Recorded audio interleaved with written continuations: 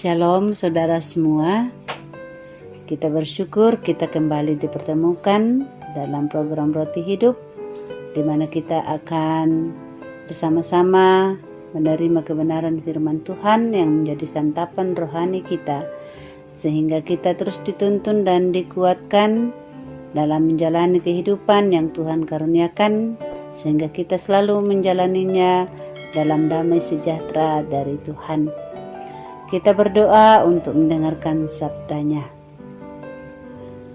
Hanya kepada Tuhan kami mengangkat pujian, syukur, dan hormat kami. Engkaulah Bapa kami yang setiawan. Engkau tidak sesaat pun meninggalkan kami. Dan kini melalui program Roti Hidup, kami merindukan firman-Mu untuk kembali menyapa kami semua. Bersabdalah kepada kami saat ini Tuhan, kami telah membuka hati kami. Dan tuntunlah kami ya Roh Kudus, sehingga kebenaran-Mu tersingkap bagi kami. Ampuni dosa kami, dengarkan doa kami, di dalam nama Tuhan kami Yesus Kristus. Amin. Injil Markus pasal 1 ayat 1 sampai ayat yang ke-11. Sabda Tuhan demikian, Yohanes Pembaptis. Inilah permulaan Injil tentang Yesus Kristus, Anak Allah. Seperti ada tertulis dalam kitab Nabi Yesaya, "Lihatlah, aku menyuruh utusanku mendahului engkau, ia akan mempersiapkan jalan bagimu." Ada suara orang yang berseru-seru di padang gurun, "Persiapkanlah jalan untuk Tuhan, luruskanlah jalan baginya." Demikianlah Yohanes Pembaptis tampil di padang gurun dan menyerukan, "Bertobatlah dan berilah dirimu dibaptis, dan Allah akan mengampuni dosamu." Lalu datanglah kepadanya orang-orang dari seluruh daerah Yudea dan semua penduduk Yerusalem, dan sambil mengaku dosanya mereka dibaptis di sungai Yordan. Yohanes memakai jubah bulu unta dan ikat pinggang kulit, dan makanannya belalang dan madu hutan. Inilah yang diberitakannya, "Sesudah aku akan datang ia yang lebih berkuasa daripadaku. Membungkuk dan membuka tali kasutnya pun aku tidak layak. Aku membaptis kamu dengan air, tetapi ia akan membaptis kamu dengan Roh Kudus." Pada waktu itu datanglah Yesus dari Nazaret di tanah Galilea, dan ia dibaptis di sungai Yordan oleh Yohanes. Pada saat ia keluar dari air, ia melihat langit terkoyak dan roh seperti burung merpati turun ke atasnya. Lalu terdengarlah suara dari surga, "Engkaulah anakku yang kekasih, kepadamulah aku berkenan." Amin. Pada hari Kamis 20 Januari 1977, Jimmy Carter dilantik menjadi Presiden Amerika Serikat yang ke-39. Lazimnya sesudah pengambilan sumpah jabatan dalam arak-arakan menuju Gedung Putih, sang presiden berada di dalam mobil dinas kepresidenan yang anggun. Tetapi untuk pertama kalinya dalam sejarah Amerika, Jimmy Carter memilih untuk berjalan kaki beserta seluruh anggota keluarganya, mobilnya mengikuti dari belakang. Pemimpin rendah hati ini hendak mengatakan bahwa ia tidak istimewa, sama dengan semua orang. Saudara-saudara, Yohanes Pembaptis berperan selaku perintis bagi kedatangan Mesias yang dinubuatkan Nabi. Andaikan parade beriringan, ia mendahului di depan untuk membuka jalan, sementara pembesar yang menjadi pusat perhatian menyusul di belakangnya. Ia begitu membesarkan Yesus. Tapi yang mengejutkan, dia yang di belakangnya itu tampil bersahaja, bahkan dari luar sama dengan orang banyak. Sama-sama dibaptis oleh Yohanes. Meskipun tujuannya berbeda, yaitu peneguhan statusnya sebagai anak Allah, namun yang tahu hanya dirinya sendiri. Sedangkan dari luar, dia serupa benar dengan semua orang. Saudara, kebanyakan orang haus dipandang istimewa di mata orang lain. Rupanya itu memberi kepuasan tersendiri. Tak heran manusia suka mengemas diri dengan apa yang dianggap bisa mempertontonkan keistimewaannya itu. Barang bermerek, busana mahal, perhiasan eksklusif, mobil mewah, setumpuk penghargaan, pameran harta, dan seterusnya. Mengapa kerendahan hati langka? Sebab kerendahan hati tak menonjolkan sebuah keistimewaan, walaupun sejatinya itu benar-benar ada. Tuhan memberi keistimewaan bukan untuk dipamerkan, melainkan untuk melengkapi tugas yang kita emban. Amin. Mari kita berdoa.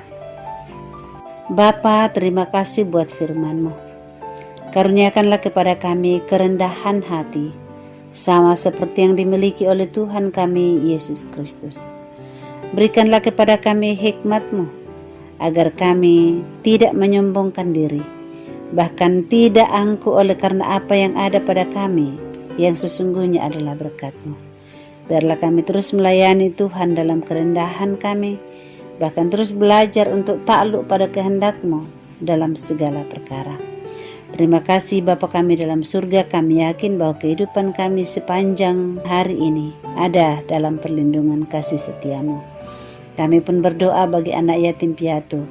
Kami berdoa bagi janda miskin.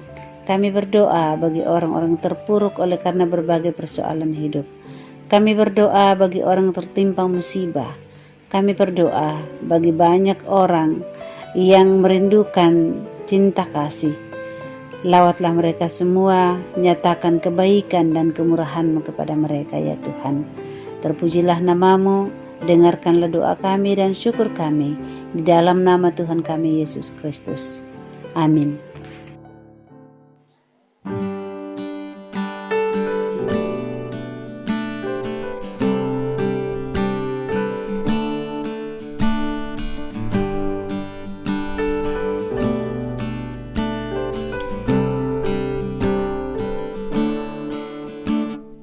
Taat hingga Bapa berpaling.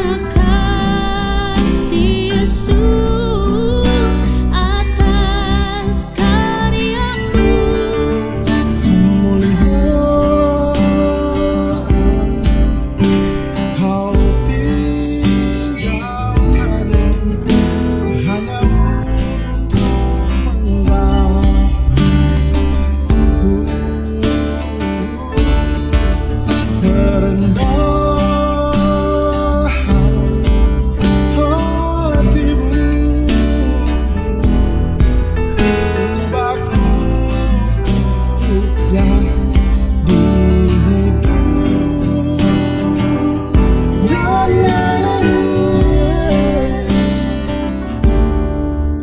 Kemuliaan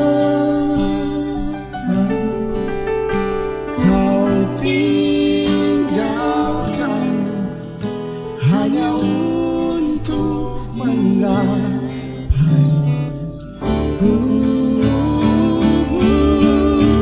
kerendahan hatimu. Ubahku untuk jadi hidup. Ubahku untuk jadi